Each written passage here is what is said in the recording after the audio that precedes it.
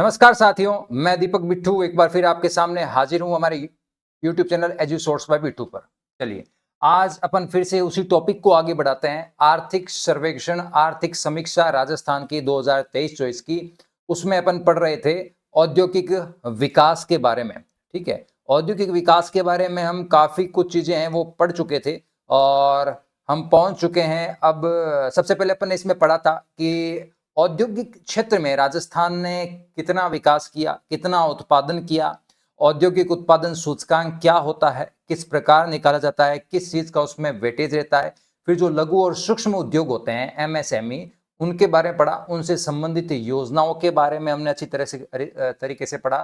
फिर हमने बात की निर्यात क्षमता की राजस्थान की, कि राजस्थान कितना निर्यात करता है, कितना निर्यात उसने किया और जो निर्यात किया उसमें कौन कौन से ऐसे पार्ट रहे जिनका महत्व सबसे ज्यादा रहा। उसके बाद में राजस्थान सरकार ने निर्यात के संवर्धन के लिए क्या क्या प्रयास उसके द्वारा किए जा रहे हैं सरकार के द्वारा, उसके बारे में चर्चा की।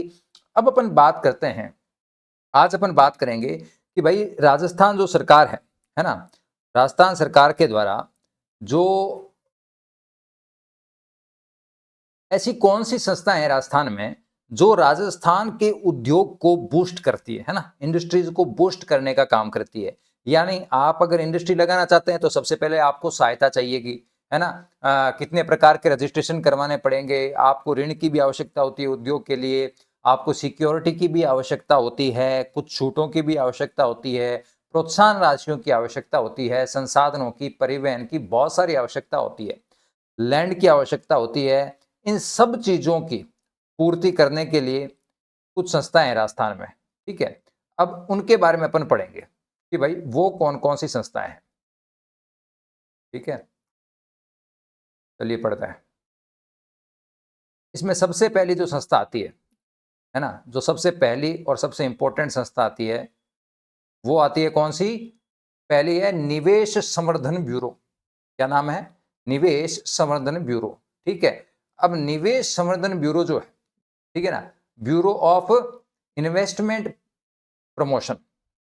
ओके, अब नाम से ही पता चलता है कि ये इस संस्था का जो मुख्य काम है वो निवेश जो है ना, कि राजस्थान में ज्यादा से ज्यादा इन्वेस्टमेंट हो, ज्यादा से ज्यादा निवेश हो, वो इस संस्था का काम है। वो बढ़ा दिया कि भाई ये काम आपको करना है। और कब इसको दिया गया ये काम? 1991 में, 1991 में संस्था की स्थापना होती है। ठीक है, अब एक लाइन में बताना होता है कि निवेश संवर्धन ब्यूरो आखिर काम क्या करता है। जैसे मेंस में आपके प्रश्न आ जाए, सिर्फ इतना लिखा आ जाए निवेश संवर्धन ब्यूरो, तो आप ये तो लिख दो कि 1991 में इसकी स्थापना हुई है ना। उसके बाद में आपको कुछ इसके बारे में बताना पड़ेगा। तो ये मध्यस्थ है, और मध्यस्थ मतलब बीच का है, सलाह का, सुलहकार है ना, समस्याओं का निपटारा करने वाला है। किन किन की समस्याओं का? निवेशक को जो समस्याएं आती है और सरकार जो समाधान करती है उसका बिचौलिया कौन है? बीआईपी। ये सरकार से सुविधाएं प्राप्त करता है या फिर सरकार को सुविधाएं देने की अनुशंसा करता है, किसको? निवेशकों की समस्याओं को हल करने के लिए। ठीक है ना, तो निवेशक और सरकार इन दोनों के बीच का सेतु है निवेश संवर्धन ब्यूरो। सबसे पहली बात ये। फिर जैसे निवेश संवर्धन ब्यूरो में घुसोगे तो दो बिल्डिंगें मिलेगी, है ना, समझाने के लिए बता रहा हूं। पहली जो सर्वोच्च होगी जिसका नाम है बोर्ड ऑफ इन्वेस्टमेंट, यह है सर्वोच्च पार्ट भी निवेश संवर्धन ब्यूरो का। बोर्ड ऑफ इन्वेस्टमेंट जो है इसका अध्यक्ष होते हैं हमारे मुख्यमंत्री जी, इसके अध्यक्ष होते हैं। ठीक है, इसका काम क्या होता है? इसका काम होता है कि ये आवेदनों को स्वीकृति प्रदान करती है।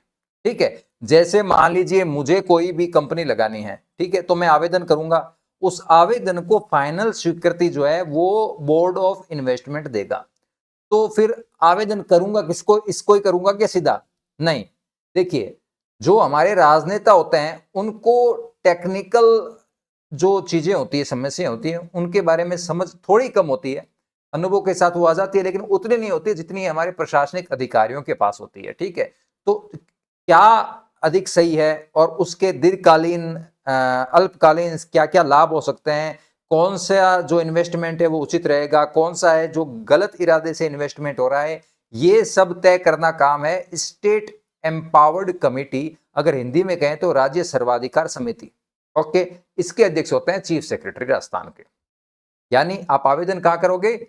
स्टेट एम्पावर्ड कमेटी के पास करोगे। तो ये प्राप्त आवेदनों की जांच करके बीओआई जो बोर्ड ऑफ इन्वेस्टमेंट है ना, द हाईएस्ट अथॉरिटी ऑफ निवेश संवर्धन ब्यूरो, वो इसको स्वीकृति प्रदान करेगी। लेकिन सिफारिश ये करेगी कि सीएम साहब आप तो है वो इसको स्वीकृति प्रदान कर दीजिए। ये कौन कहती है? State empowered committee. तो सबसे पहले ये क्लियर होना चाहिए कि निवेश संवर्धन ब्यूरो क्या होता है, ये मैंने आपको बताया।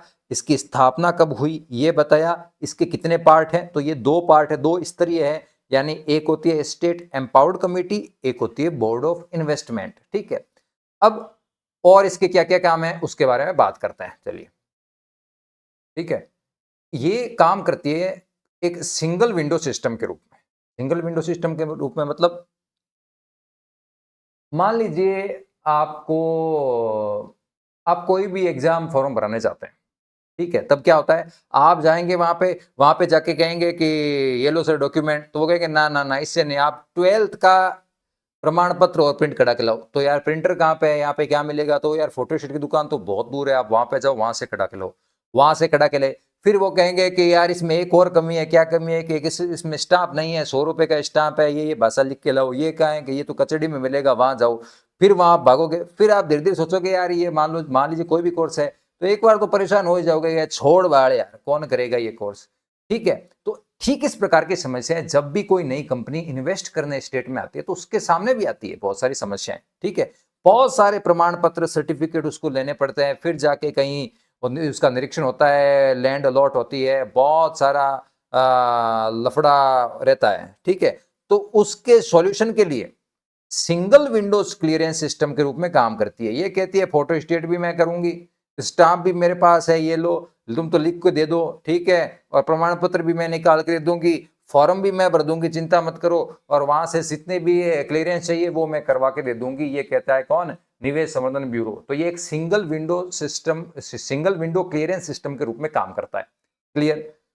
कितने विभाग? 16 विभाग की 135 सेवाएं यहाँ एक जगह पे आपको मिल जाएगी। यानी अगर आप इन्वेस्टमेंट करने आते हो और मान लीजिए अलग अलग 16 विभागों से आपको कोई स्वीकृति या कोई भी कागजाती काम है, दस्तावेजीकरण है, उसके लिए आपको इधर उधर रोता नहीं फिरना पड़ेगा, आपके तो ये निवेश संवर्धन ब्यूरो ही सारा काम कर देगा। फिर वन स्टॉप शॉप, ठीक है, वन स्टॉप शॉप यही है। ये जो सिंगल विंडो क्लियरेंस सिस्टम है ना, इसके लिए एक ऑनलाइन पोर्टल बनाया है निवेश संवर्धन ब्यूरो ने, जिसको कहते हैं वन स्टॉप शॉप। ये याद रख लेना, वन स्टॉप शॉप किसका पोर्टल है? निवेश संवर्धन ब्यूरो का। ओके, उसके बाद में एक अधिनियम लाया गया, Rajasthan MSME facilitation of establishment and operation अधिनियम। बहुत बड़ा नाम है, ठीक है ना, लेकिन इस बड़े नाम का काम भी बड़ा है। ठीक है ना, देखो जब भी कोई अपन काम लगाते हैं, कोई भी इन्वेस्टमेंट करता है, मैं तो कहता हूं छोटी फैक्ट्री भी अपन लगाते हैं, तो 5 प्रकार के तो इंस्पेक्टर वहां पे आएंगे कि भाई आपके यहाँ पे ये कमी है, ये लफड़ा है, ये लफड़ा है। फिर कोई कभी कोई घोचा करेगा, कभी कोई घोचे करेगा, तो आप जो उद्योगपति है वो फिर उतप जाता है, वो कहता है कि छोड़ बाड़ यार बेकार जगह, यहाँ कौन इन्वेस्टमेंट करे। इसलिए ये चीज लाई गई। ये जो एक्ट है ना, अधिनियम, Rajasthan MSME facilitation of establishment and operation act 2019, इसमें क्या कहा गया है? इसमें कहा गया है कि आपको जैसे ही आप कोई भी नया निवेश राजस्थान में करेंगे तो हम आपको एक पावती प्रमाण पत्र दे देंगे। ठीक है, अब वो पावती प्रमाण है आप पत्र आपको प्राप्त हो गया ना, उसके बाद धीरे धीरे करके आपको जितनी भी क्लियरेंस करानी है, जितना भी आपको ऊंच नीच लग रही है कि यार ये लफड़ा हो सकता है, उसको आप सेटलमेंट करने के लिए हम आपको 5 साल दे देंगे। 5 साल तक कोई भी सरकारी बंदा आए कि हम आपको यहाँ पे ये इसके पेनल्टी लगाएंगे, आपके पास ये नहीं है, ढींगड़ा नहीं है, पूछना नहीं है, तो आपको तो वो पावती प्रमाण पत्र दिखाना है कि ये लो भाई साहब, अभी 5 साल तक मेरे को आप परेशान मत करो, आप तो आओ और बता के चले जाओ कि यहाँ पे ये परेशानी है, मैं अपने आप इसका सोल्यूशन कर लूंगा, 5 साल मेरे पास है। ठीक है, ये है। यानी जो उद्योगपति हैं, जो इन्वेस्टर हैं, उनको किसी भी प्रकार की समस्या का सामना नहीं करना पड़े और वो स्टेट फ्रेंडली होके, फिर गवर्नमेंट फ्रेंडली होके सारा काम हो। इसलिए ये एक्ट लाया गया कि यार जो नए इन्वेस्टर आ रहे हैं वो परेशान होकर कहीं भाग ना जाए, तो उनको एक पावती प्रमाण पत्र दे देंगे, 5 साल तक इसको कोई परेशान नहीं कर सकता। ये 5 साल आप याद रखना, क्योंकि मुझे लगता है कि ये इस एक्ट पर क्वेश्चन आना चाहिए, और जब आएगा तो निश्चित रूप से एक स्टेटमेंट ये जरूर दे देगा, 3 साल दे सकता है, क्योंकि 3 साल है वो 2023 से पहले था। ये संशोधन जो हुआ है वो 5 साल 2023 में ही हुआ है। ठीक है, अब बात करते हैं कि इस पावती प्रमाण पत्र के लिए अप्लाई का कहां पे करना होगा साहब। तो एक वेब पोर्टल बनाया इन्होंने, राज उद्योग मित्र। ये भी एक प्रश्न है, राज उद्योग मित्र, राज उद्योग मित्र है, ये भी एक आपका प्रश्न आ सकता है। ये वेब पोर्टल है इस एक्ट के लिए, पावती प्रमाण पत्र के लिए अप्लाई करने के लिए। और एक बार पावती प्रमाण पत्र मिल गया तो फिर तो मजे ही मजे, 5 साल तक कोई आपको परेशान नहीं करेगा। ओके, तो अपने देखो ये जो संस्था है निवेश संवर्धन ब्यूरो, इसको मुझे लगता है अच्छी तरीके से आपको समझ में आ गया होगा। कब इसकी स्थापना हुई, क्या इसका मेन काम है, क्या क्या काम ये करती है, क्या इसके कितने कितने पार्ट हैं, वो मैंने आपको बताया। बोर्ड ऑफ ये फलाना ढेकड़ा, और सिंगल विंडो क्लियरेंस सिस्टम के रूप में काम करती है। वन स्टॉप यहाँ पे है, ये एक्ट है, ये मैंने आपको बता दिया। आ गया आपके समझ या नहीं आया? चलिए अब अपन चलते हैं नेक्स्ट संस्था पे। ठीक है,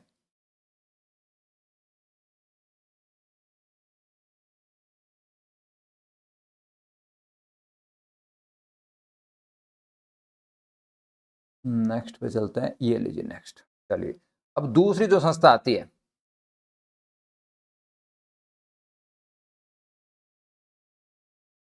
वो है रिको। रिको का नाम तो खूब सुना होगा, नहीं सुना? रिको का नाम तो खूब सुना होगा आपने।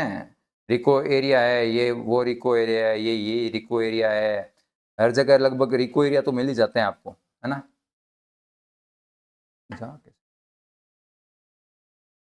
हो गया, चलिए ठीक है। तो रिको की फुल फॉर्म क्या होती है? राजस्थान राज्य औद्योगिक विकास एवं विनियोजन निगम लिमिटेड। ठीक है, तो अभी अपन ने थोड़ी देर पहले पढ़ा, क्या पढ़ा? निवेश संवर्धन ब्यूरो पढ़ा ना, निवेश संवर्धन ब्यूरो। निवेश संवर्धन ब्यूरो में क्या था कि वो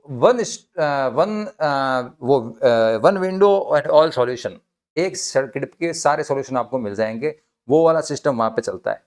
ये क्या करता है देखो, इसके जो मूल काम है वो मैं आपको बता। 1980 में रिको की स्थापना हुई। ठीक है, ये कैसे हमारी राजस्थान की इंडस्ट्रीज को बूस्ट करने का काम करता है। ठीक है, ये क्या काम करता है? भूमि अधिग्रहण करेगा पहले तो। भूमि अधिग्रहण माने कि भाई मान लीजिए कोई जयपुर है, तो जयपुर का ये इतने एकड़ का एरिया है ना, ये मोस्ट सुटेबल एरिया है इंडस्ट्रीज के लिए, ये पता लगाएगा और उसका अधिग्रहण करने की तैयारी करेगा। मतलब नियमानुसार उसका अधिग्रहण करने का काम रिको करेगा। कर लिया, फिर उस एरिया का डेवलपमेंट करेगा, वहां पे इलेक्ट्रिसिटी लाना, पानी की समस्या लाना, प्रॉपर ड्रेनेज लाना, गंदगी जो है फैक्ट्रियों की वहां कहाँ जाएगी, वो कहाँ पे स्टोर होगी, उसका सिस्टम करना। तो पहले लैंड का अधिग्रहण करेगा रिको, फिर उसका विकास करेगा, फिर फैक्ट्रियों को आवंटित कर देगा। ये पहला काम तो ये। दूसरा, वित्तीय सहायता भी रिको करती है, रोकड़ा भी देती है, पैसा भी देता है कि पैसे लो और इन्वेस्ट करो। ये रिको के 2 काम है। तो रिको के काम पता चल गए आपको, एकदम क्लियर कट। और स्थापना कब हुई ये मैंने आपको बता दिया, 1980 में स्थापना हुई। ठीक है, जब रिको की वेबसाइट पे जाते हैं और जब आर्थिक सर्वेक्षण भी देखते हैं, तब हमें पता चलता है कि रिको जो काम कर रहा है ना, है ना, रिको जो काम कर रहा है उसमें, रिको में वो कहाँ गए?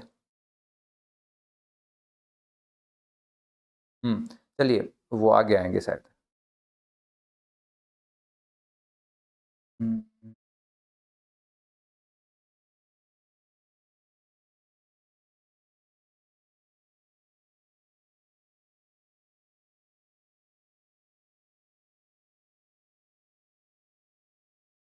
ठीक है, तो जो आर्थिक सर्वेक्षण में आपको दे रखा है वो बताता हूं मैं।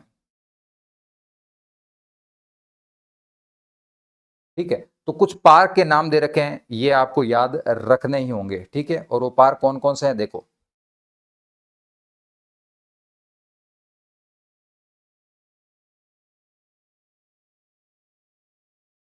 ठीक है, सबसे पहले आता है mega trade park, sorry med tech park.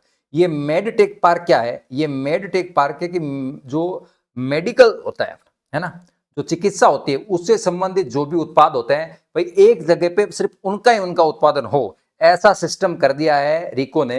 तो ऐसा पार्क कहां बनाया रिको ने? मेड टेक पार्क बनाया है, ठीक है। कहां बनाया है? बोरानाडा जोधपुर में, ठीक है।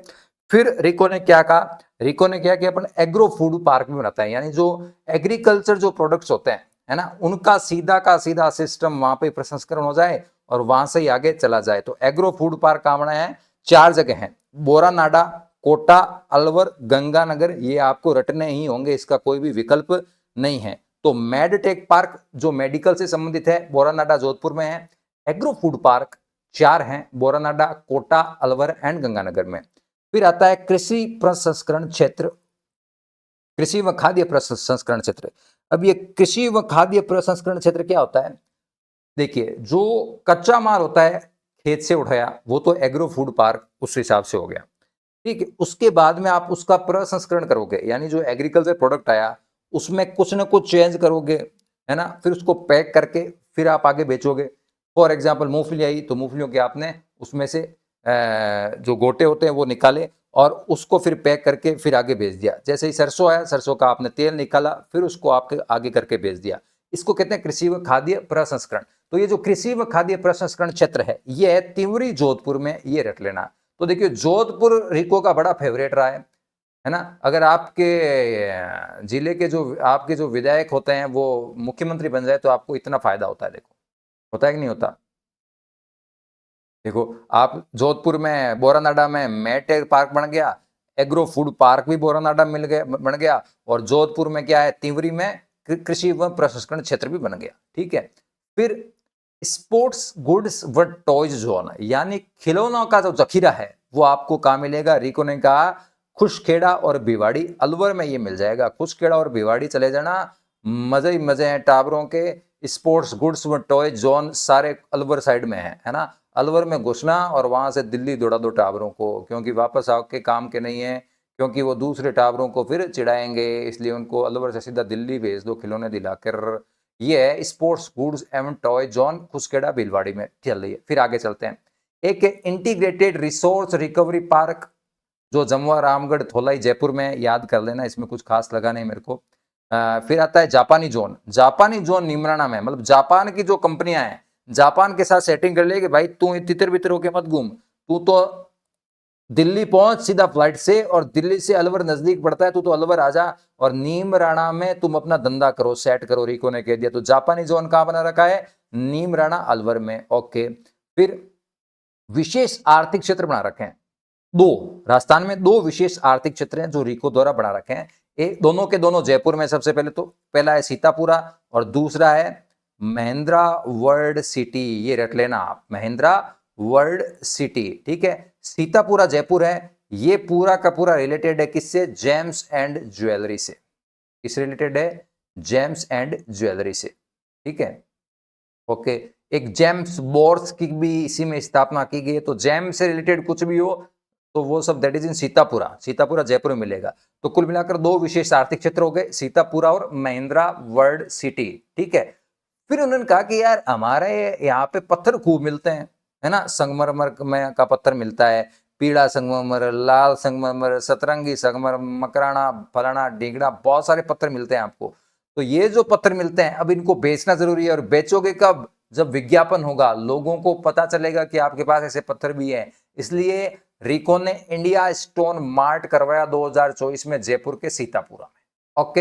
ये हो गया रिको, ठीक है। तो रिको के बारे में ज्यादा कुछ खास था नहीं। रिको की स्थापना कब हुई मैंने आपको बताया, रिको काम क्या क्या करता है मैंने आपको बताया। फिर कई प्रकार के पार्क हैं, ये आप रट लेना, हो सकता है इनमें से एक आधा पार्क देखने को मिल जाए। जोधपुर है वो देख लो, जोधपुर और अलवर और जयपुर मैक्सिमम आपको तीन ही मिलेंगे, तीन ही किंग है रिको के नजर में।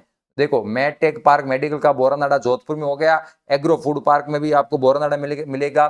फिर कृषि प्रसंस्करण क्षेत्र में भी तिवरी जोधपुर मिल गया। उसके बाद में टॉयज वाला खुसखेड़ा भिवाड़ी अलवर में है। फिर जापानी जोन निमराना में हो गया। तो ये सारे आप रट लेना, ठोक लेना खोपड़ी में, बस, ठीक है। अब चलते हैं अगला। चार संस्थाएं, दो अपन अच्छी तरीके से पढ़ चुके हैं, देखो दो अपन अच्छी तरीके से पढ़ चुके हैं, ठीक है। अब चार संस्थाओं में से अगली संस्था पढ़ते हैं, वो कौन सी है? राजस्थान लघु उद्योग निगम लिमिटेड, इसको कहते हैं राजसिको। इसकी स्थापना होती है 1961 में। अब भाई साहब राजसिको क्या क्या करती है?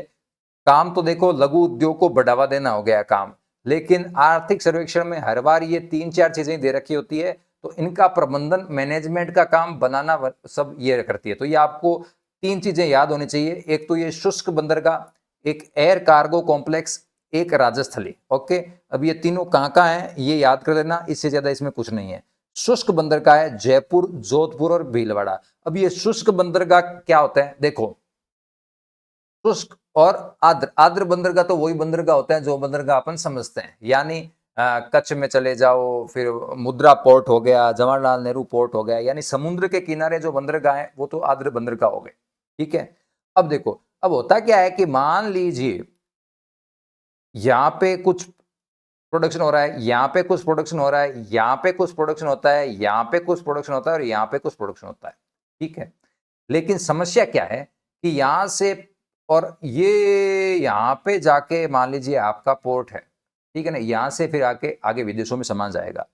अब क्या है कि ये काफी पिछड़े इलाके मान लीजिए, ठीक है ना, तो यहां से कोई भी सुविधा नहीं है कि डायरेक्ट यहां से यहां तक जाया जाए। ठीक है ना, और फिर यहां से मान लीजिए एक जा रहा है, फिर यहां से जा रहा है, फिर यहां से जा रहा है, फिर ये घूम के जा रहे हैं, तो समस्या आती है ना, काफी समस्याओं का सामना करना पड़ता है और फाइनल प्रोडक्ट भी फिर महंगा हो जाता है क्योंकि कॉस्ट आपकी जुड़ जाती है। ठीक है, तो शुष्क बंदर का क्या होता है कि यहां पे एक ऐसी जगह हो जहां पे रेल की सुविधा उपलब्ध हो, ठीक है, या फिर हवाई जहाज की सुविधा उपलब्ध हो, तो यहां पे शुष्क बंदरगाह बना दिया। इनको कह दिया कि आप तो यहां पे सामान लाके धर दो और सामान मानेलार बढ़ा दो, हम यहां से क्या है कि आपको अगर एयर है तो हम एयर कार्गो कॉम्प्लेक्स बना देंगे, और अगर शुष्क बंदरगाह है तो वहां पे रेलवे की सुविधा है, तो रेलवे से हम सीधा यहाँ पे इस बंदरगाह तक पहुंचा देंगे। तो समझ में आ गया होगा कि शुष्क बंदरगाह क्या होता है और एयर कार्गो कॉम्प्लेक्स का क्या होता है। मतलब जो आर्द्र बंदरगाह है, मेन बंदरगाह है, वहां तक पहुंचाने के लिए कोई उससे पहले एक जगह फिक्स कर ले कि आप सामान यहाँ पे लाके धर दो, हम यहाँ से वहां पर पहुंचा देंगे, तो आपकी कॉस्ट भी रिड्यूस हो जाएगी और आपका काम भी आसानी से बन जाएगा, सब कुछ मामला सेट हो जाएगा। तो शुष्क बंदरगाह ऐसे कितनी जगह है? 3 जगह है, जयपुर, जोधपुर और भीलवाड़ा, ये रट लेना। फिर आता है एयर कार्गो कॉम्प्लेक्स का है, तो सांगानेर एयरपोर्ट जयपुर और एक मानसरोवर जयपुर में है, ये मेरे को समझ में नहीं आया, वहां पे एयरपोर्ट तो नहीं होना चाहिए मानसरोवर में जहां तक मुझे पता है, बाकी मैं फिर से कंफर्म कर लूंगा, तो याद कर लेना मानसरोवर जयपुर में भी एयर कार्गो कॉम्प्लेक्स है। फिर राजस्थली, राजस्थली क्या है? हमारी जो हस्तकलाएं हैं, है ना, हस्तकलाएं हैं, अलग अलग तरीके की डिजाइन हम बनाते हैं, तरह तरह की चीजों में, कुछ लकड़ी का काट के बना देते हैं, कुछ कपड़े में डिजाइन कर देते हैं, लेहरिया बना देते हैं, और अलग अलग तरह की डिजाइनें जो हम हाथों से बनाते हैं उसको हस्तशिल्प कहते हैं। हमारी एक तरह की जान है हस्तशिल्प राजस्थान की। तो वो जो हस्तकला है, हस्तकला के जो उत्पाद हैं, हस्तशिल्प है जो है उत्पाद हैं, उनको बेचने के लिए हमारी दुकानें हैं राजस्थली, ये शोरूम है हमारे राजस्थान की हस्तशिल्प को बेचने के लिए शोरूम है। ये शोरूम 4 जगह हैं राजस्थान में, तो जयपुर और उदयपुर है, फिर राजस्थान से बाहर 2 जगह हैं, दिल्ली और कोलकाता में। ठीक है, ये हो गई 3 संस्थाएं, और चौथी संस्था है वो है ये राजस्थान वित्त निगम। ठीक है, 1955 में इसकी स्थापना हुई। अब राजस्थान वित्त निगम है, ये वित्तीय सहायता करता है, इसका इतना ही काम है। ठीक है, ये एक योजना चलाता है, ये योजना आप थोड़ा देख लेना, वो है युवा उद्यमिता प्रोत्साहन योजना, ये आर्थिक सर्वेक्षण में दे रखी है। युवा उद्यमिता ये जो प्रोत्साहन योजना है 2013-14 में ये लाई गई। ठीक है, इसमें कुल मिलाकर 1.5 करोड़ तक का लोन देंगे आपको। ठीक है, और इस 1.5 करोड़ तक के लोन में 6% का ब्याज अनुदान देंगे, लेकिन 45 वर्ष आयु युवा जो है, युवा इसमें किसको माना गया है? जो 45 वर्ष तक का हो। ये एक बहुत भारी समस्या है। समस्या तो क्या है, अच्छा काम है वैसे तो, भाई बूढ़ा भी जवान फील करने लगेगा 45 वर्ष की आयु को आप युवा मानोगे तो ये ध्यान रखना, युवा उद्यमिता में हो सकता है कथन आ जाए कि 18 से 35 वर्ष के आयु के लोगों के लिए ये है, नहीं, ये आयु 45 वर्ष तक है और लोन आपको 1.5 करोड़ तक का देंगे और 6% ब्याज अनुदान देंगे। ये आपके आर्थिक सर्वेक्षण में 4 संस्थाएं दे रखी है जो राजस्थान की इकोनॉमी को, इंडस्ट्रियल इकोनॉमी को बूस्ट करने में बड़ी सहायता करती है। निवेश संवर्धन ब्यूरो, रिको, राजसिको और राजस्थान वित्त निगम, जो मैंने आपको अच्छी तरीके से पढ़ा दिया है।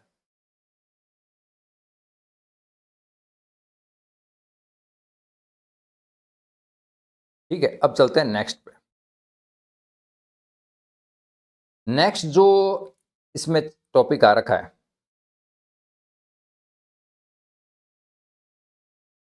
वो है डीएमआईसी। डीएमआईसी माने दिल्ली मुंबई इंडस्ट्रियल कॉरिडोर, यानी दिल्ली टू मुंबई फटाफट, उसके लिए एक इंडस्ट्रियल कॉरिडोर बना रखा है कि ये जो कॉरिडोर है, ये जो रास्ता है, इस पे तो इंडस्ट्री होगी, है ना। तो वो है दिल्ली मुंबई इंडस्ट्रियल कॉरिडोर। ठीक है, दिल्ली मुंबई इंडस्ट्रियल कॉरिडोर। अब ये जो दिल्ली मुंबई इंडस्ट्रियल कॉरिडोर है डीएमआईसी, इसका महत्व बड़ा है राजस्थान के लिए। क्या महत्व है, सबसे पहले देखते हैं कि ये कहां से कहां तक है। तो ये दादरी यूपी से चालू होता है मार्ग, दिल्ली मुंबई इंडस्ट्रियल कॉरिडोर, और सीधा जाता है दादरी यूपी से लेकर जवाहरलाल नेहरू पोर्ट मुंबई तक। ठीक है, तो ये है दिल्ली मुंबई इंडस्ट्रियल कॉरिडोर, जो दादरी यूपी से चालू होकर जवाहरलाल नेहरू पोर्ट मुंबई तक जाता है। राजस्थान, राजस्थान के लिए इसकी क्या इंपॉर्टेंस है, देखो 1504 किलोमीटर है ये टोटल कितना है, 1504 किलोमीटर है। ये जो 1504 किलोमीटर है, इसमें से 38% राजस्थान में पड़ता है, तो सबसे ज्यादा पार्ट राजस्थान में पड़ता है इसका, है ना। अब क्या है, ये जो दिल्ली मुंबई इंडस्ट्रियल कॉरिडोर है, इस पर 2 औद्योगिक क्षेत्र हैं वो राजस्थान में बनाए गए हैं। कितने औद्योगिक क्षेत्र, 2 औद्योगिक क्षेत्र बनाए गए हैं। पहला है खुशखेड़ा भिवाड़ी नीमराणा औद्योगिक क्षेत्र, ये अलवर में है। दूसरा है जोधपुर पाली मारवाड़ औद्योगिक क्षेत्र। समझ में आ गया, दिल्ली मुंबई इंडस्ट्रियल कॉरिडोर बना, चूंकि इंडस्ट्रियां स्थापित हो इसलिए तो ये बना। चूंकि इसका मैक्सिमम पार्ट यानी 38% पार्ट राजस्थान में आता है, तो राजस्थान में भी 2 बड़े औद्योगिक क्षेत्र बनाए गए, और उन औद्योगिक क्षेत्रों के नाम क्या है, खुशखेड़ा भिवाड़ी नीमराणा औद्योगिक क्षेत्र और जोधपुर पाली मारवाड़ औद्योगिक क्षेत्र। ठीक है, अब ये 2 औद्योगिक क्षेत्र हो गए। अब ऐसा तो नहीं है कि आप इनको बना के छोड़ दोगे। ठीक है, अब चूंकि ये राजस्थान का मतलब प्रॉपर रिको ने इसको नहीं बनाया है, तो रिको भी इसके बारे में कुछ ज्यादा नहीं देख करा। तो प्रॉपर इन 2 डीएमआईसी में ये जो 2 औद्योगिक क्षेत्र हैं, इनके विकास हेतु एक कॉरपोरेशन निगम की स्थापना की गई, जिसका नाम है Rajasthan industrial corridor development corporation. क्या नाम है, Rajasthan industrial corridor development corporation. 15 मार्च 2022 को इसकी स्थापना की गई। ठीक है, फिर राजस्थान उसके बाद में लाया गया राजस्थान विशेष निवेश क्षेत्र अधिनियम। ठीक है, एक एक्ट लाया गया कि भाई साहब ये जो एरिया है ना, ये तो विशेष ही है, स्पेशल ही है, इसको ऐसा स्पेशल बनाओ कि निवेश शायद छप्पर फाड़ के। तो उसके लिए एक एक्ट लाया गया। अब उस एक्ट में 2 निवेश क्षेत्र बनाए गए, निवेश क्षेत्र नहीं विशेष निवेश क्षेत्र बनाए गए। एक है भिवाड़ी इंटीग्रेटेड टाउनशिप, और ये एक है जोधपुर पाली मारवाड़ औद्योगिक क्षेत्र। ये भी डीएमआईसी में स्थित है, इसलिए अपने को ये पढ़ना पड़ा। ठीक है, तो ये है डीएमआईसी। डीएमआईसी में आपको पता चल गया होगा कि क्या क्या है और क्या क्या नहीं है। ठीक है, तो डीएमआईसी पर प्रश्न आ सकता है, अच्छा प्रश्न आ सकता है। ठीक है, तो डीएमआईसी अपन ने डीएमआईसी पड़ा 1504 किलोमीटर का है, 38% राजस्थान में पड़ता है। दादरी टू जवाहरलाल नेहरू पोर्ट है। 2 औद्योगिक क्षेत्र हैं, 2 विशेष निवेश क्षेत्र हैं। 2 जो औद्योगिक क्षेत्र हैं, खुशखेड़ा भिवाड़ी नीमराणा और जोधपुर पाली मारवाड़, इनके विकास हेतु Rajasthan industrial corridor development corporation की स्थापना की गई। और जो 2 विशेष निवेश क्षेत्र बने, उसके लिए एक एक्ट लाया गया 2016 में। ठीक है, और इन दोनों का विकास किसके द्वारा किया जा रहा है, राजस्थान विशेष निवेश क्षेत्र बोर्ड। ठीक है, तो 2 औद्योगिक क्षेत्र हैं, 2 विशेष निवेश क्षेत्र हैं डीएमआईसी पर। दोनों को विकास डेवलपमेंट करने के लिए 2 अलग अलग संस्थाएं हैं, जो मैंने आपको बताई, ये आप याद रखना। ठीक है, तो ये आपका डीएमआईसी है वो कंप्लीट हो गया। ठीक है, अब आपके एक टॉपिक आता है इसमें, खादी ग्रामोद्योग।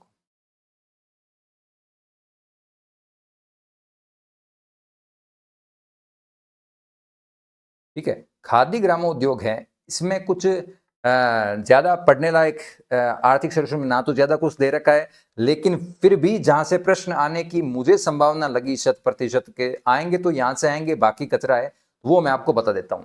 ठीक है। एक इसमें योजना दे रखी है जो सबसे इंपॉर्टेंट है, खादी कामगार आर्थिक प्रोत्साहन योजना। ये आर्थिक सर्वेक्षण में अच्छी तरीके से नहीं बता रखी है, लेकिन खादी ग्रामोद्योग में सबसे इंपॉर्टेंट योजना यही है ना। तो इसके बारे में मैंने थोड़ा आपको सर्च करके बताया। 13 जुलाई 2022 को ये योजना लागू हुई खादी ग्रामोद्योग में। इसमें दो चीजें की जा रही है। पहली, जो कतिन होते हैं, बुनकर होते हैं, यानी जो ये इसके जो श्रमिक होते हैं खादी कामगार से संबंधित, उनको प्रोत्साहन राशि देना सबसे पहला काम इस योजना में ये किया जाता है। और दूसरा काम इसमें किया जाता है कि कंप्यूटर, प्रिंटर और लैब स्थापित करना। ये दो बड़े काम हैं, ये खादी कामगार आर्थिक प्रोत्साहन योजना के तहत किए जा रहे हैं। ठीक है। दूसरी योजना है प्रधानमंत्री रोजगार सृजन कार्यक्रम।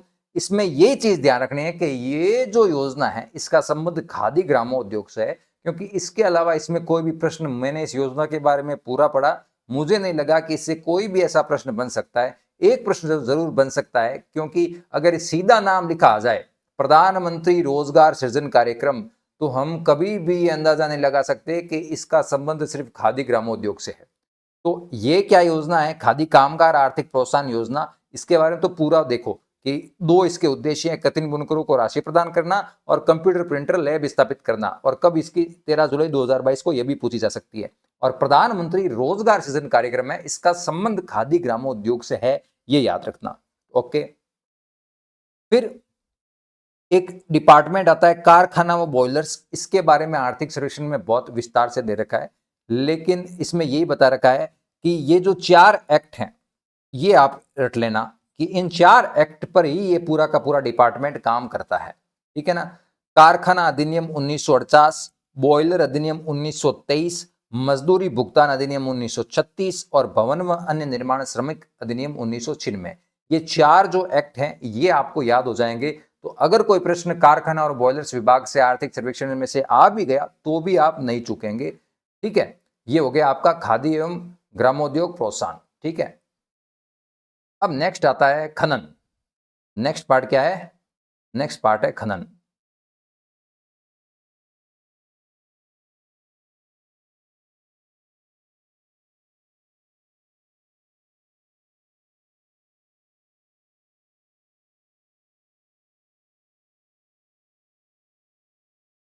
खनन में क्या सिस्टम है? देखो, राजस्थान में जो खनन होता है ना, राजस्थान में जो खनन होता है, देखो वो कहां होता है? राजस्थान में जो खनन होता है, सबसे पहले डाटा देखते हैं कि कुल मिलाकर 81 खनिजों का भंडार है। यह आर्थिक सर्वेक्षण में लिखे हुए डाटा है।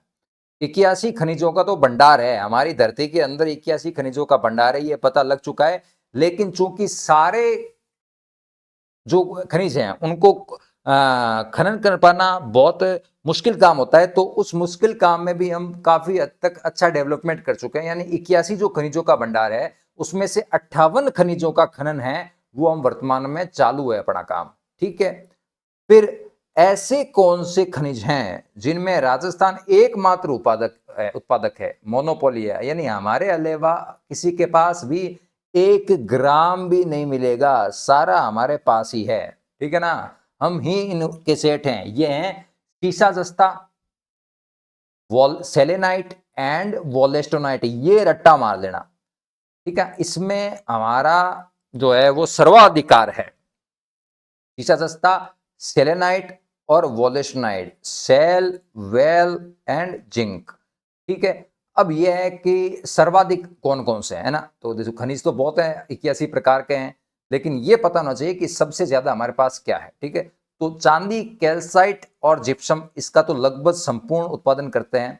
तो प्रश्न आएगा, देखिए इन दो में से कोई आएगा। एक तो सर्वाधिक संपूर्ण उत्पादन, लगभग संपूर्ण उत्पादन चांदी, कैल्साइट और जिप्सम का करते हैं, और सीसा, जस्ता, सेलेनाइट और वोलेस्टोनाइट। अब चांदी तो निश्चित रूप से संपूर्ण उत्पादन होगा। क्यों? क्योंकि चांदी तो निकलता ही शीशे जस्ते से है, यानी जो अयस्क आता है, गेलेना कहते हैं उसको, उस गेलेना से जिससे शीशा जस्ता निकलेगा उसी से चांदी निकलती है ना। तो चांदी, कैल्साइट और जिप्सम लगभग संपूर्ण उत्पादन इसका होता है।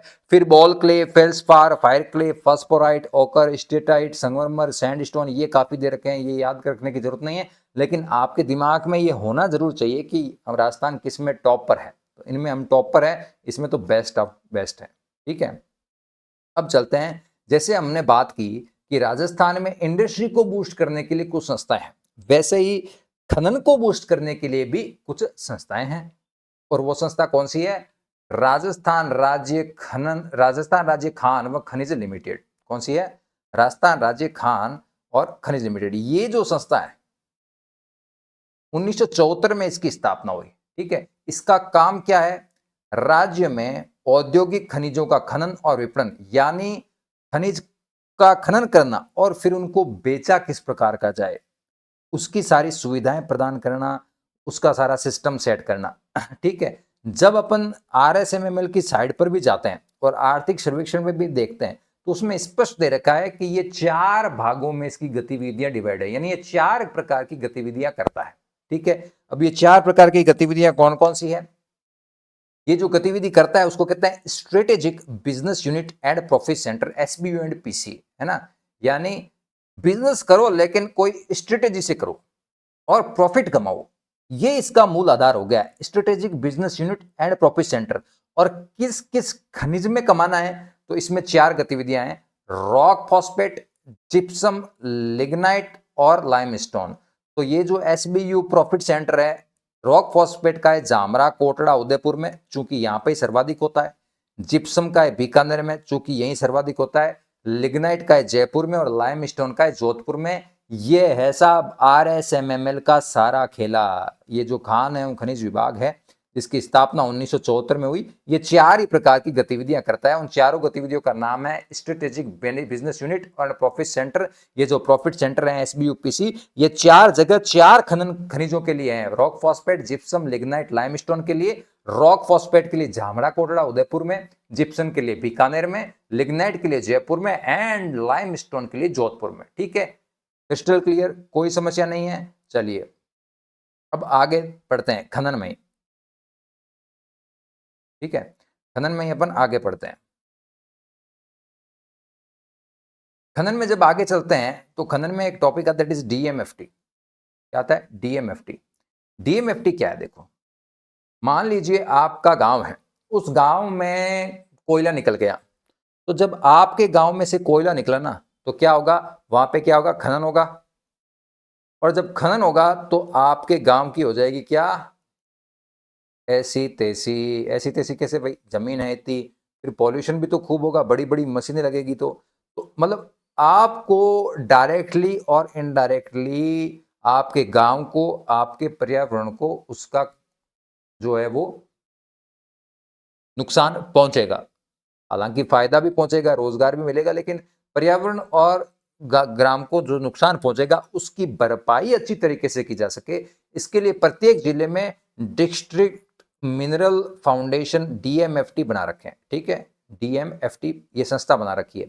ये जो संस्था होती है ना, इसमें जिला कलेक्टर भी होते हैं, हमारे जो सांसद होते हैं, विधायक होते हैं, वो सब इसके पार्ट होते हैं लगभग। ठीक है, प्रत्येक जिले में ये बनी हुई है। ठीक है, और इनके पास बजट कहां से आता है?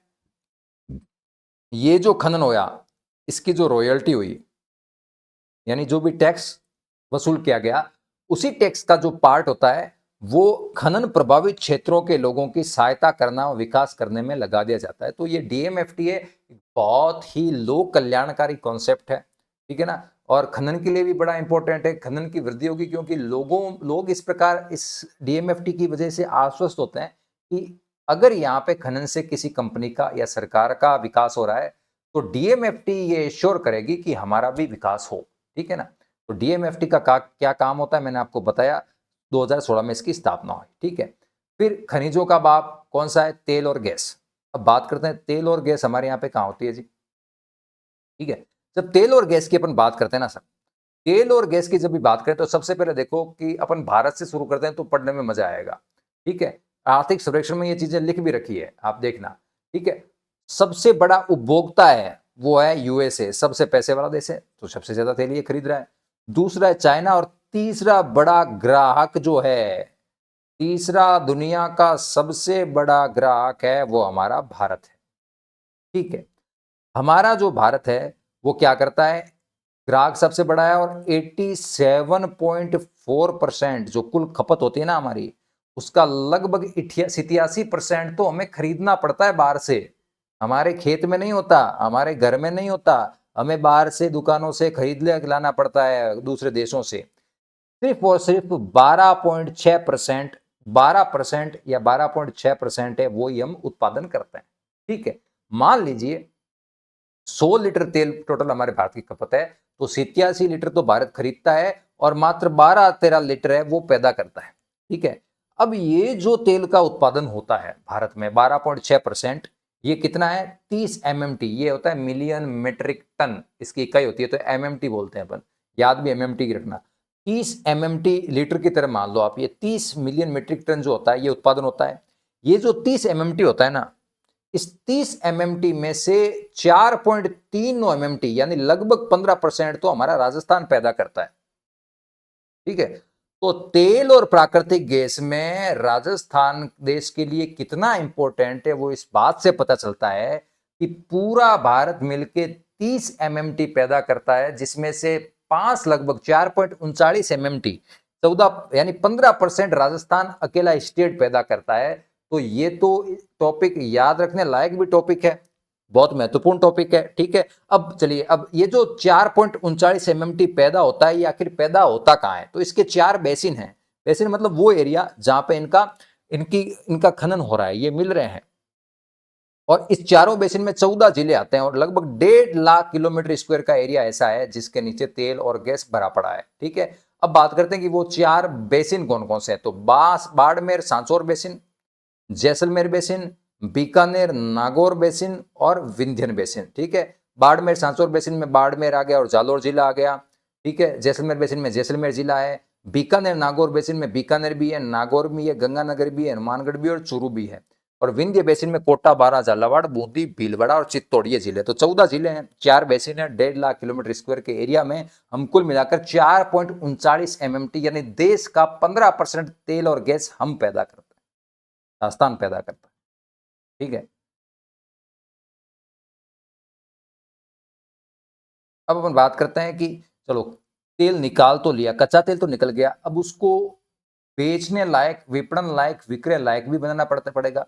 उसके लिए क्या होती है, उसके लिए होती है रिफाइनरी, और राजस्थान रिफाइनरी परियोजना क्या है, इसकी एक एक बात रखनी है अपने को, इसमें से कोई भी ऐसी बात नहीं है जिसको छोड़ा जा सकता हो। राजस्थान की जो रिफाइनरी परियोजना है ये कहाँ है, पचपदरा, बाड़मेर में। पहले ये जिला बाड़मेर था, अब चूंकि जिले 50 हो गए हैं, आपके जिलों की संख्या बढ़ा दी गई है, तो ये बालोतरा जिले में पड़ता है पचपदरा। तो दोनों में से आपको कंफ्यूज किया सकता है, तो पचपदरा बालोतरा बाड़मेर में है। ठीक है, इसकी स्थापना रिफाइनरी हुई थी 16 जनवरी 2018 में। ठीक है, अब ये रिफाइनरी इतनी बड़ी थी कि ना तो राजस्थान सरकार से पार पड़ रही थी ना ही किसी कंपनी से। तो HPCL ने कहा कि सरकार से क्या कि मुख्यमंत्री जी मैं आपके साथ हूं, चलो दोनों मिलकर ये रिफाइनरी बनाते हैं। तो इन्होंने नाम क्या रखा, HRRL, HPCL Rajasthan refinery limited. और HPCL ने कहा कि आप तो बस अपना हाथ रखो, बाकी पैसा मेरे पास खूब है। तो 26% है वो राजस्थान गवर्नमेंट का है, ये सिर्फ हाथ है इस पर, और 74% HPCL कंपनी का खुद का इसमें पैसा है। तो ये इनका रेशियो है इसमें इन्वेस्टमेंट का, 74% HPCL का और 26% राजस्थान गवर्नमेंट का। ठीक है, फिर ये जो रिफाइनरी है इसकी क्षमता कितनी है, तो 9 MMT है। ठीक है ना, 9 MMT तेल है ये निकाल सकती है। राजस्थान टोटल पैदा कितना करते हैं, 4 कुछ पैदा करती है, लेकिन इसकी क्षमता जो है जितनी रिफाइनरी कर सकती है रिफाइन इसको, तो 9 MMT तक ये रिफाइन इसको तेल को कर सकती है। यहां से उत्खनन नहीं हो रहा, रिफाइन हो रहा है तेल, ध्यान रखना। फिर ऋण इक्विटी कितनी है, ये जो HPCL और ये 74% इसने लग गया, राजस्थान गवर्नमेंट ने 26% लग गया, इसमें भी ज्यादातर तो लोन है। लोन का कितना है, 2:1 है, 2:1 मतलब मान लीजिए टोटल 300 रुपए लगाए, 300 करोड़ लगाए, मान लीजिए इस पर 300 करोड़ लगाए, तो 200 करोड़ का तो लोन लिया है इन दोनों ने मिलकर, और 100 करोड़ रुपए वो इक्विटी से प्राप्त किए हैं। इक्विटी मैंने शेयर से, शेयर डिस्ट्रीब्यूट करके और फिर पैसा लेना, उसको कहते हैं इक्विटी, है ना। BS6 उत्पाद के मानक होते हैं, अब इसके बारे में गहरा जाने की जरूरत नहीं है। BS3, BS4, BS5 नाम के तेल के कोई मानक हो गए, तो BS6 मानक उत्पाद ये करता है, और पेट्रोकेमिकल कॉम्प्लेक्स जो है यहाँ पे बनाया गया है। ये याद कर लेना, ये रट लेना, राजस्थान रिफाइनरी परियोजना क्या है, कैसी है, किस प्रकार की है, ये आपको पता होना चाहिए। ठीक है ना, ये आपको पता होना ही होना चाहिए। ठीक है, फिर अपन चलते हैं अगले टॉपिक के। ठीक है, तो देखो खनन के बारे में सब पता चल गया। खनन के बारे में अपन ने बात किया कि भाई खनन में वो 81 प्रकार के खनिज पाए जाते हैं और 58 प्रकार के खनिजों का खनन होता है, वो मैंने आपको बताया, वो देख लेना वापस। उसके बाद में अपन ने वो राजस्थान खान एवं खनिज जो निगम है उसके बारे में बात की। SBUPC प्रॉफिट सेंटर 4 गतिविधियों में भाग लेता है, उसके बारे में बात की। फिर मैंने आपको DMFT के बारे में अच्छी तरीके से बता दिया। तेल और प्राकृतिक गैस का भारत का क्या स्थिति है और भारत में राजस्थान की क्या स्थिति है और राजस्थान में भी क्या स्थिति है, रिफाइनरी क्या है, ये सब मैंने आपको डिटेल में बता दिया ना। चलिए, फिर अब आपके आता है टॉपिक श्रम रोजगार विभाग आएगा आगे, उसके बाद में आएगा RSLDC। ठीक है, अब इसकी अपन चर्चा शुरू करते हैं। अब आते हैं श्रम। श्रम क्या है भाई साहब? श्रम देखो, जहां उद्योग होगा वहां श्रमिक होगी, तो श्रमिकों का सुरक्षा, श्रमिकों के हित, श्रमिकों की सुरक्षा, ये सारा काम भी सरकार का होता है। ठीक है, जब ये सारा काम सरकार का होता है, सरकार इसको किस प्रकार से करती है अपन वो पढ़ते हैं। चलो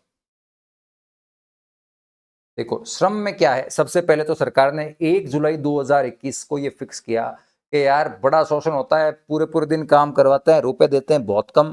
तो सरकार ने फिक्स किया कि भाई साहब किसी भी लेबर को एनी हाउ अगर आपके यहाँ पे काम कर रहा है तो आप इससे कम तो पैसा दे ही नहीं सकते। ठीक है, तो निश्चित कर दी। अकुशल, अकुशल मतलब जिसको कुछ भी नहीं आता, ईंटें उठा लेगा, बाहर ढोलेगा, मेहनत कर लेगा, टेक्निकल चीज उसको कुछ नहीं आती, वो होता है अकुशल। तो 259 रुपए तो उसको देने ही पड़ेंगे, आप 258 भी नहीं दे सकते, 259 तो मिनिमम देने पड़ेंगे, ज्यादा वो आपकी इच्छा है। अर्धकुशल में तो थोड़ा बहुत काम आता है उसको, वो अर्धकुशल उसको 271। फिर कुशल होता है 283, कारीगर होते हैं वो कुशल में आ गया, अर्धकुशल आ गया। फिर उच्च कुशल होते हैं तो वो तो बहुत ही ताबड़तोड़ आदमी होते हैं, उनको सब डिजाइनिंग विजाइनिंग सब आता है, उनको 333 है ना, मिस्त्री वगैरह। तो अकुशल, अर्धकुशल और कुशल और उच्च कुशल 259, 271, 283, 333 रुपए इनके फिक्स कर दिए गए हैं। याद करने के लिए कर सकते हो कि +12, +12 और +50, लेकिन ये याद आपको हो भी जाएंगे, प्रश्न आ सकता है इसलिए इसको पढ़ लेना। ठीक है, अब कई प्रकार की योजना है, बहुत सारी योजनाएं दे रखी है, उसमें क्या क्या चीजें याद रखनी है मैं आपको बता रहा हूं। उसके अलावा ज्यादा कचरा जो दे रखा है इकोनॉमिक्स में वो पढ़ने की जरूरत नहीं है, आप तो बस ये पढ़ लो। सबसे पहली चीज दे रखी है क्या, निर्माण, ये वाला निर्माण श्रमिक शिक्षा व कौशल विकास योजना। जो निर्माण श्रमिक होते हैं ना, कंस्ट्रक्शन का काम करते हैं, उनके शिक्षा व कौशल विकास योजना।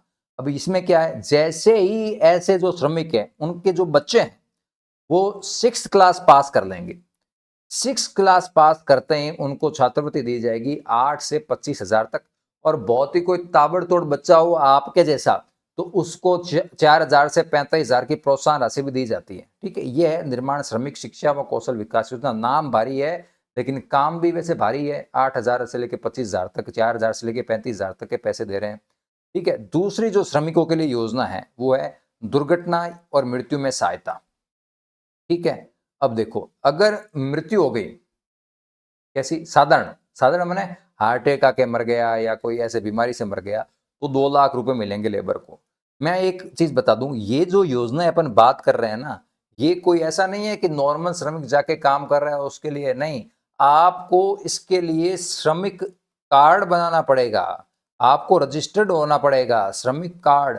तो आप एक अच्छा काम ये कर सकते हैं कि आपके आसपास जितने भी असंगठित लेबर हैं, जितने भी श्रमिक हैं, आप उनको जाके ये बात जरूर बताएं कि भाई भैया आप क्या करो, अंकल जी आप क्या करो, श्रमिक कार्ड बना लो। अगर श्रमिक कार्ड आपका बन गया ना लेबर का, तो ये योजना मिलेगी। ऐसे नहीं है मुंह उठा के चले गए कि मैं श्रमिक हूं और मेरा भाई श्रमिक था, फलाना जी वो गुजर गया, मेरे को 2 लाख रुपए दो। अगर आपके भाई के पास 2 लाख वो श्रमिक कार्ड बना हुआ है तो आपको 2 लाख मिलेंगे, नहीं तो नहीं मिलेंगे। ये मैं आपको एडिशनल जानकारी दे रहा हूँ, ये ध्यान रखना। तो श्रमिक कार्ड बनाना बहुत जरूरी है अगर आप श्रमिक को और फायदा उठाना चाह रहे हो। तो यहाँ पे जिस भी श्रमिक की बात कर रही है ये मान के की जा रही है कि उसके पास श्रमिक कार्ड है, उसका रजिस्ट्रेशन है श्रम विभाग में। ठीक है, तो साधारण मृत्यु होगी तो 2 लाख रुपए, दुर्घटना में हो गई, रास्ते में जा रहा था, भेलपूरी खा रहा था, ट्रक ने ठोक दिया तो 5 लाख रुपए। उसके बाद में पूर्ण स्थायी जो विकलांग है, ठीक है ना, पूर्ण स्थायी विकलांग मतलब मान लीजिए कोई दुर्घटना हो गई, पैर पूरा मुड़ गया, अब वो आपका जिंदगी भर ऐसे ही रह गए, डॉक्टर ने अप्रूव कर दिया कि हाँ ये तो वेरीफाई कर दिया कि पैर इसका सारी उम्र ऐसे ही रहेगा और पूर्ण रूप से आप हो तो 3 लाख रुपए। और आंशिक रूप से स्थायी विकलांग हो गए, हाथ घूम गया, टुंडे हो गए, तो फिर 1,00,000 रुपए आपको मिल जाएगा।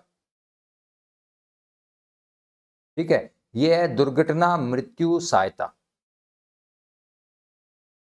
योजना। फिर तीसरी आती है महिलाओं के लिए प्रसूति सहायता योजना। अब प्रसूति सहायता योजना क्या है? अगर बच्चा पैदा हुआ, ठीक है, अब या तो बच्चा बालक हो गया या बालिका होगी, तो ये अत्याचार आपके सामने आ जाएगा। भाई लड़कों के साथ अत्याचार हो रहा है, देखो उसको यहाँ पे 20,000 ही मिल रहे हैं और बालिका पैदा होते हैं 21,000 मिलेंगे, ठीक है ना। तो ये अत्याचार होना भी चाहिए ताकि महिला सशक्तिकरण हो, है ना। लोगों को आर्थिक लाभ देके भी अगर हम बच्चियों की जान बचा सके और उनका महत्व समाज में बढ़ा सके तो ये भी कुछ ज्यादा बड़ी बात नहीं है ना। ये भी किया जाना चाहिए। इसका इसमें भी जो है इसके भी रिजल्ट काफी अच्छे रहे हैं, इसलिए ऐसी योजनाएं काफी आती है। तो जैसे ही कोई भी लेबर है, उसकी अगर पत्नी है या फिर खुद लेबर है औरत, उसके बच्चा जन्म होता है तो 20,000 रुपए और बालिका का जन्म होता है 21,000। अब ये किस प्रकार से दिए जाएंगे ये मैं बता देता हूँ। 5,000 तो जैसे गर्भवती होती है तब, 5,000 1 वर्ष, जैसे बच्चा का 1 वर्ष हो गया उसका पूरा आपने टीकाकरण करा ले तो 5,000। फिर जो बचे, अगर लड़का है तो 10,000, लड़की है तो 11,000। वो कब मिलेंगे? 5 वर्ष का जब हो जाए और अगर आपने उसको विद्यालय में प्रवेश करा दिया, यहाँ को टावर गड़िया में रो तो फिर ना, आपको स्कूल में उसका प्रवेश करना पड़ेगा, तब प्रसूति सहायता योजना में आपको जो है वो पैसा मिलेगा 20-21,000 रुपए। ये है श्रमिकों के लिए बड़ी अच्छी योजना है। चौथी योजना है सिल्कोसिस सहायता। सिल्कोसिस सहायता क्या है कि अगर मान लीजिए कोई सिल्कोसिस रोग है, ये जो खदानों में काम करते हैं ना उनको फेफड़ों से संबंधित ये हो जाता है रोग सिल्कोसिस। अगर आपको सिल्कोसिस रोग हो भी गया, होते ही आपको हुआ, रिपोर्ट आई कि साहब आपको तो सिल्कोसिस हो गया है, सीधा जाओ इस संबंधित डिपार्टमेंट के पास, वो आपको 3,00,000 रुपए दे देगा। फिर आप मर गए तो आपको 2,00,000 रुपए दे देगा। ठीक है, ये है सिल्कोसिस का खेला। ठीक है ना। तो सिल्कोसिस सहायता पीड़ित होते हैं 3,00,000 रुपए दे देंगे। अगर वो पीड़ित है तो 3,00,000 तो दे दिए, उसके बाद आप गुजर गए इस रोग से तो आपको 2,00,000 रुपए और दे दिए जाएंगे। फिर टूल किट के लिए 2,000 रुपए देंगे। फिर निर्माण श्रमिक सुलभ आवास योजना में 1,50,000 रुपए देंगे। मान लीजिए कोई लेबर है, उसके पास अपना आवास नहीं है तो आवास बनाने के लिए 1,50,000 रुपए देंगे। और मैंने आपको पीछे बताया प्रधानमंत्री आवास योजना में भी लमसम यहाँ तक डाटा पहुंच जाता है, जोड़ के शौचालय और मनरेगा से लेबर, तो 1,50,000 रुपए पहुंच जाते हैं। फिर आती है शुभ शक्ति योजना। शुभ शक्ति योजना है वो कोई भी श्रमिक है, उसकी वयस्क है यानी 18 प्लस उम्र की जो अविवाहित पुत्रियां हैं, उनको 55,000 राशि दी जाती है अपना भविष्य संवारने के लिए। यह शुभ शक्ति योजना। फिर आता है व्यवसायिक ऋण भी दिया जाता है। अगर कोई श्रमिक है वो 5,00,000 रुपए लगा के कोई धंधा करना चाहता है, कोई बिजनेस करना चाहता है, तो वो भी व्यवसायिक ऋण दिया जाता है। फिर अगर उसके बच्चे पढ़ाई कर दें, अच्छे हो, ठीक है, और IAS RS को पास कर लें तो फिर राशि दी जाएगी। कैसे? मान लीजिए कोई श्रमिक है, उसके बच्चे ने IAS प्री पास कर लिया, मेंस नहीं प्री, तो 1,00,000 रुपए देंगे, और RS प्री पास कर लिया तो 50,000 रुपए देंगे। वैसे ही अगर आप IIT और IIM में किसी श्रमिक का बच्चा क्लियर कर गया तो उसका जितना ट्यूशन फीस लगेगा वो सारा का सारा सरकार देगी। ठीक है। फिर अगर कोई श्रमिक है या श्रमिक का बच्चा भी है, बच्चा या श्रमिक कोई भी है, वो अंतर्राष्ट्रीय खेलों में भाग ले रहा है और भाग लेने पर अगर गोल्ड जीतता है तो 11,00,000 सरकार देगी, रजत पदक जीतता है तो 8,00,000 देगी, कांस्य पदक जीतता है तो 5,00,000 देगी और भाग लेने पर 2,00,000 रुपए देगी। मात्र भाग लेने पर 2,00,000 तो दे ही देगी। ठीक है। तो ये सारी योजना है जो श्रमिक के लिए है। जब औद्योगिक विकास का पढ़ते हैं तो औद्योगिक विकास का सबसे इंपॉर्टेंट पार्ट लेबर होता है। अगर लेबर ना हो तो उद्योग भी ना सक्सेस हो पाएंगे। तो लेबर के लिए सरकार द्वारा कौन कौन सी योजनाएं चल रही है ये मैंने आपको बता दी, संक्षिप्त में बता दी बहुत ही, और इससे बाहर प्रश्न नहीं जाएगा मेरा, मैं आपको पूर्ण रूप से आश्वस्त करता हूं इस बात के लिए। फिर लास्ट में एक आता है ई श्रम पोर्टल। ई श्रम पोर्टल क्या है? देखो,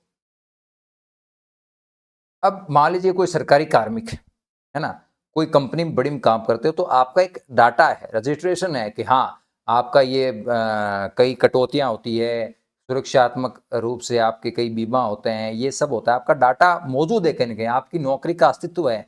लेकिन जो श्रमिक है वो कोई उद्योग में काम नहीं कर रहे हैं, खुले काम कर रहे हैं, जैसे कोई रेडी लगा रहा है ना, कोई मान लीजिए दिहाड़ी कर रहा है, मतलब अकेला जाके बाजार में खड़ा होता है, टिफिन लेके जाता है और उसको फिर वो काम के लिए कोई ना कोई ले जाता है, फिर काम करके वापस आ जाता है। तो इनका कोई संगठन नहीं है, कोई भी डाटाबेस नहीं है जिसके आधार पर इनको सुविधाएं प्रदान की जा सके। इसलिए ये एक बहुत बड़ी समस्या थी। इसका सॉल्यूशन किया गया 26 अगस्त 2021 को ई श्रम पोर्टल बनाया गया।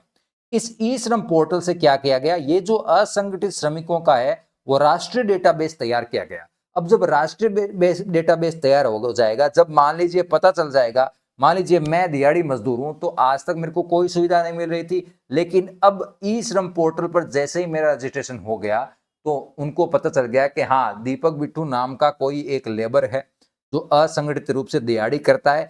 अब सरकार मेरे बारे में विचार कर पाएगी कि इसको क्या क्या सुविधाएं देनी है, इसको पेंशन भी करवानी है, इसके भविष्य के बारे में, इसके बच्चों के भविष्य के बारे में, परिवार के बारे में, स्वास्थ्य के बारे में, हर चीज के बारे में जो भी योजना होगी वो आगे उसके बारे में विचार करेगी।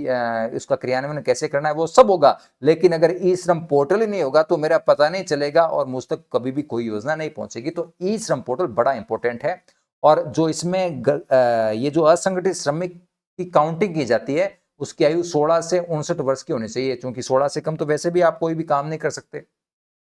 तो 16 से 59 वर्ष और 60 वर्ष के बाद आप कोई भी काम करने लायक रहते नहीं है। तो 16 से 59 वर्ष के जो असंगठित श्रमिक हैं उनके बारे में जो डाटा है वो इस ई श्रम पोर्टल के अंदर रखा जाता है। ठीक है, क्लियर हो गया, एकदम चकाचक क्लियर हो गया। चलिए अब अगला टॉपिक आता है, वो आता है रोजगार विभाग के बारे में चलते हैं, है ना भाई। रोजगार विभाग रोजगार देने में क्या काम कर रहा है, ये भी आपके किसमें, इंडस्ट्रियल वाले में ही है, ये भी इंडस्ट्रियल वाले में। ठीक है, रोजगार विभाग क्या करता है, देखो रोजगार विभाग में सबसे इंपॉर्टेंट जो योजना चल रही है फिलहाल वो है मुख्यमंत्री युवा संबल योजना। कौन सी योजना, मुख्यमंत्री युवा संबल योजना, जो कहते हैं बेरोजगारी भत्ता योजना। अब समझ में आ गया ये कौन सी है, युवा है उसको संबल दिया जा रहा है। मान लीजिए कि युवा है वो मेहनती कर रहा है, आज जैसे आप भी युवा हो, कुछ ऐसे होते हैं जो परिस्थिति बस आर्थिक स्थिति इतनी अच्छी नहीं होती है और वो पढ़ाई कर रहे हैं, मेहनत कर रहे हैं, तो फिर बात आता है कि घर वाले कहते हैं कि यार कुछ कमाओ जाओ, ऐसे केवल पढ़ाई से नहीं होगा, मत बाहर हो गया थे तो यहाँ पार थोड़ी पड़े। लेकिन फिर जब ऐसी परिस्थिति आती है तब उसको आर्थिक संबल की जरूरत होती है। तो वो जो आर्थिक संबल है वो देने के लिए मुख्यमंत्री युवा संबल योजना लाई गई, जिसको बेरोजगारी भत्ता कहते हैं।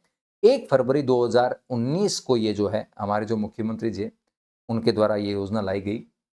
इसमें क्या है, तो पुरुष होते हैं उनको 4,000 रुपये देते हैं 1 महीने के, और जो महिला या फिर ट्रांसजेंडर हैं या फिर जो विशेष योग्यजन है ना, जो दिव्यांगजन बंधु है हमारे, उनको 4500 रुपये इस योजना के अंतर्गत दिए जाते हैं। और दिए 2 ईयर्स के लिए दिए जाते हैं। 2 साल के बाद आपको जो है वो सरकार फीटा घोषित कर देती है, ढीठ घोषित कर देती है। यानी आप जो है वो ढीठ हो चुके हो, फिर आपके हाड़ हराम हो गए हैं, तो 2 साल तक हम आपको संबल देंगे, जो उखाड़ना है वो उखाड़ लो, सरकार का ये मानना है ना भाई। 2 साल मेहनत कर लो, जो होना है वो हो जाएगा, फिर अपने धंधे लगो, जो मूल धंधा है उसमें लगो। ये तो हम आपको संबल दे रहे हैं, ये कोई हम आपको ऐसा नहीं है कि उम्र भर की रोजी रोटी कर रहे हैं।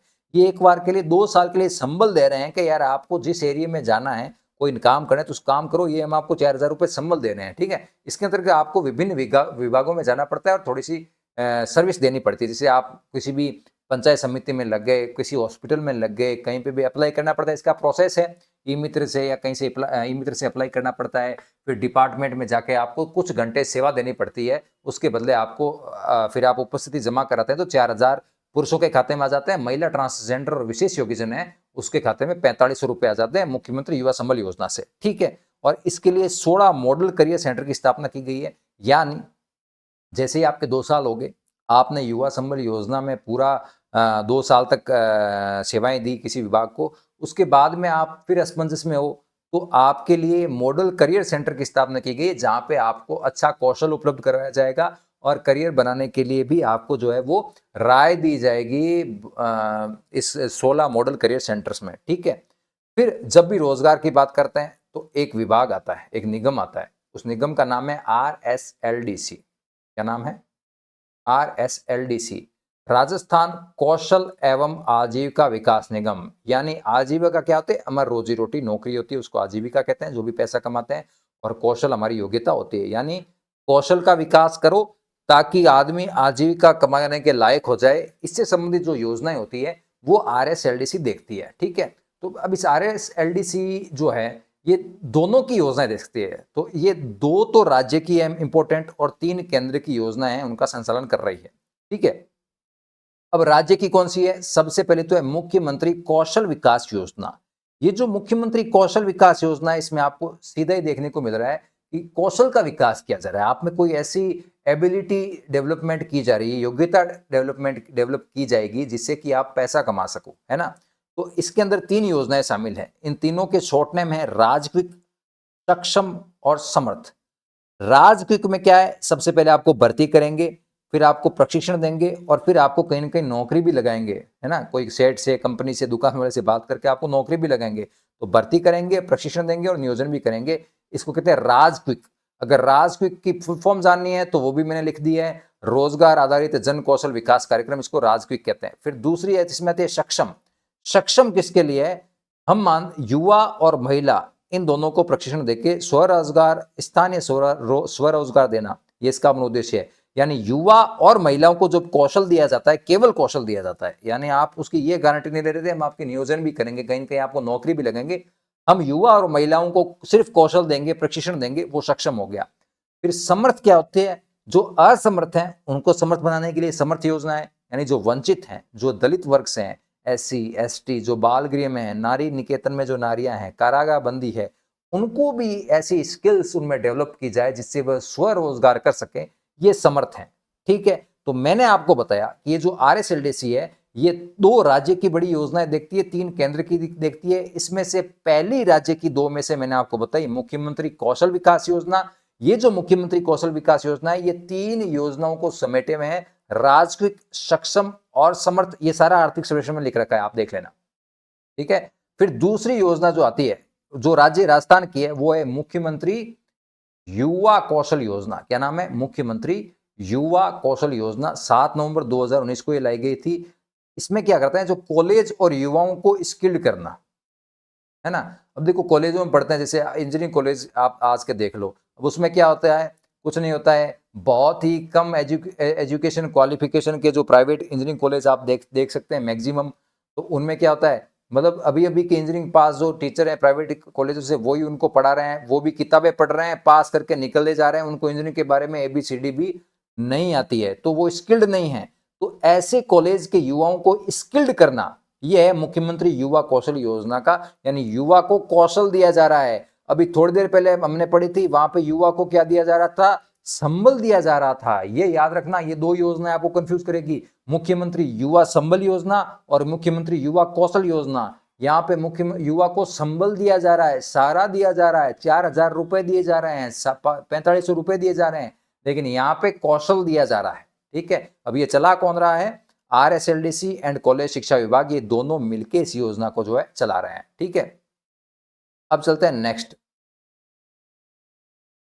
ठीक है, नेक्स्ट क्या है? अब बात, ये तो मैंने आपको बताई राज्य की 2 योजनाएं, है ना, मुख्यमंत्री कौशल विकास योजना और युवा संबल योजना, सॉरी युवा कौशल योजना। ठीक है, अब अपन बात करते हैं केंद्र की भी कुछ योजनाएं हैं, है ना। केंद्र की भी कुछ योजनाएं हैं, वो कौन कौन सी? RSLDC 3 योजनाएं हैं। मैंने नीचे आ गया तो थोड़ा नीचे लाते हैं। हाँ ठीक है, तो RSLDC द्वारा 3 योजनाएं जो है वो चलाई जा रही है केंद्र की। ठीक है, पहली है दीनदयाल उपाध्याय ग्रामीण कौशल योजना। ठीक है, चूंकि मैंने बताया केंद्र सरकार का है तो ग्रामीण एवं विकास मंत्रालय है वो इसको मैनेज करती है। और ये योजना पढ़नी इंपॉर्टेंट क्यों है? देखो, जैसे ये योजना आई दीनदयाल उपाध्याय ग्रामीण कौशल विकास योजना, इसका जो सबसे पहला कौशल विकास केंद्र है ना, ये 16 अगस्त 2014 को उदयपुर में ही खोला गया था। यानी इस योजना में राजस्थान को बड़ा महत्व दिया गया था, इसलिए ये योजना पढ़नी जरूरी है। ठीक है, तो दीनदयाल उपाध्याय ग्रामीण कौशल योजना ये केंद्र सरकार की योजना है जो RSLDC द्वारा है वो क्रियान्वित की जा रही है। और पहला जो केंद्र है वो 16 अगस्त 2014 को उदयपुर में खोला गया। फिर केंद्र की ऐसी दूसरी योजना जो RSLDC द्वारा क्रियान्वित की जा रही है वो है संकल्प। संकल्प में आप इतना ध्यान रखना, इसकी फुल फॉर्म क्या है? SANKAL और P हो गया संकल्प। SANKLP, skill acquisition and knowledge awareness for livelihood promotion, ये इसका जो है वो फुल फॉर्म है, ये ध्यान रखना है। ठीक है, तीसरी योजना है प्रवासन सहायता केंद्र। प्रवासन सहायता केंद्र क्या होता है? देखो, ये भी केंद्र की सी योजना है और RSLDC द्वारा चलाई जा रही है। प्रवासन सहायता केंद्र क्या होता है? मान लीजिए मैं बेरोजगार था, मेरे पास कोई स्किल नहीं थी, ठीक है, फिर मैं गया केंद्र सरकार, मैंने अप्लाई किया तो केंद्र RSLDC के पास, तो RSLDC ने कहा कि चलो ठीक है, आपको हम क्या करते हैं, आपको हम जो सक्षम योजना थी, है ना, सक्षम योजना थी, युवा और महिलाओं को जो कौशल दिया जाता है, तो मेरे को कौशल दे दिया उन्होंने सक्षम योजना से। फिर मैंने कहा कि चलो आपने मेरे को कौशल तो दे दिया, अब मैंने पता किया तो मेरी नौकरी लगी है बांसवाड़ा में लगी है, मान लो, ठीक है, तो बांसवाड़ा में लगी है तो क्या करें, बांसवाड़ा में चला जाऊंगा, लेकिन मैं हूं तो गरीब आदमी, वहां रहूंगा कहाँ? तो इन्होंने प्रवासन सहायता केंद्र खोल दिए कि आप तो वहां नजदीक में हमारा प्रवासन सहायता केंद्र है, वहां पे जाओ और 90 दिन तक आप काम करोगे तो आपके पास कुछ पैसा आएगा, फिर आप हमारा घर छोड़ देना। देखो ये प्रवासन सहायता अपना किराया पर ले, लेकिन 90 दिवस तक आप निःशुल्क उस प्रवासन केंद्र में आप निवास कर सकते हो। तो ये है RSLDC की प्रवासन सहायता केंद्र, जहां पे ये जो संकल्प है ना, संकल्प योजना, इससे जो प्रशिक्षित हैं, या दूसरे भी शायद हो सकते हैं, लेकिन मुझे लगा संकल्प में ज्यादा है क्योंकि इसके बाद ही ये लिखी गई है। तो संकल्प से प्रशिक्षित युवाओं को घर से बाहर रहने पर ऐसे 5 केंद्र खोले गए हैं जिनमें 90 दिवस तक निःशुल्क आवास आप कर सकते हो। ये आपका RSLDC पूरा हो गया है, ठीक है। अब कुछ चूंगी मूंगी योजनाएं भी दे रखी है, उसमें से जो 2 बड़ी इंपॉर्टेंट योजना है वो मैं आपको बताता हूं, इनमें से प्रश्न आ सकता है, ठीक है। इसमें से एक तो है भोर। क्या है? भोर। अब साहब भोर क्या है? भोर है योजना, ये चलाई जा रही है तो RSLDC द्वारा और पुलिस आयुक्तालय द्वारा। ये जो भिखारी होते हैं ना, भिक्षुक जो होते हैं ना, इनको सुधारना, इनको कहना कि भाई तू कोई काम धंधा कर यार, हम आपको काम धंधा सिखाते हैं, फिर उनका पुनर्वास करना, उनको वहां से हटाना। तो कुल मिलाकर जो भिक्षुक होते हैं, उन भिक्षुकों का पुनर्वास कार्यक्रम है, उसका नाम है भोर, ये याद रखना। और ये चलाया जा रहा है RSLDC और पुलिस आयुक्तालय द्वारा। फिर एक IM शक्ति है, इंदिरा महिला शक्ति, ये भी कौशल समृद्धि योजना है, मतलब जो महिलाएं होती हैं उनके कौशल में समृद्धि करना, ठीक है सर। तो ये अपना टॉपिक जो है ये पूरा हो गया, है ना।